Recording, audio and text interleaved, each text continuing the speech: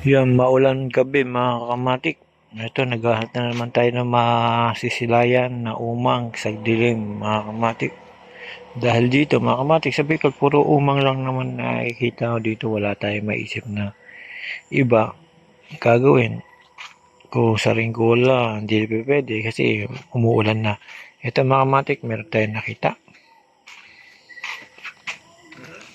Ayan, malaki na kumakain ng kanin.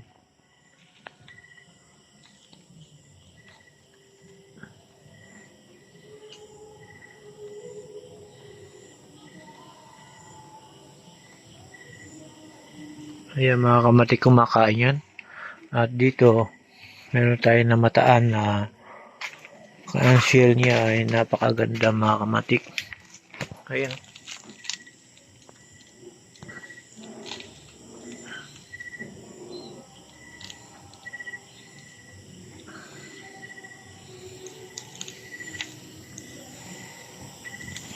Yan, napakaganda mga kamatik.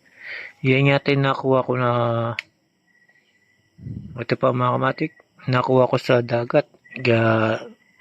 Ano nangyari, lumipat na siya doon sa shell na nakuha ko sa dagat.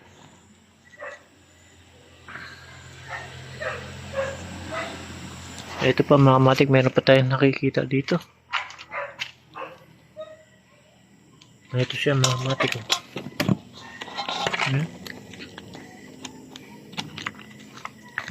Ayan. Ayan mga kamatik, dahil sa nakakita tayo ng mga umang na lumalabas sa ganitong oras na may ngain na ito.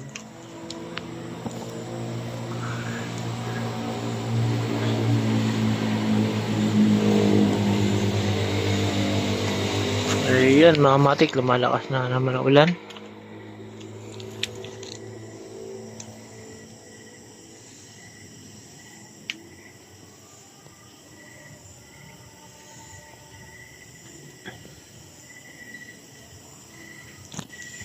Ayun mga kamatik, dahil sa nakakita tayo, medyo papasok na tayo, mauulan na mga kamatik. Hanggang dito na lang. Salamat sa ulitin mga kamatik.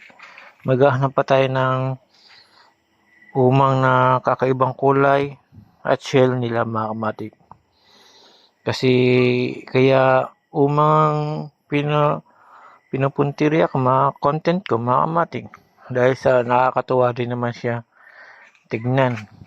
Sa gaganda nila at sarap alagaan.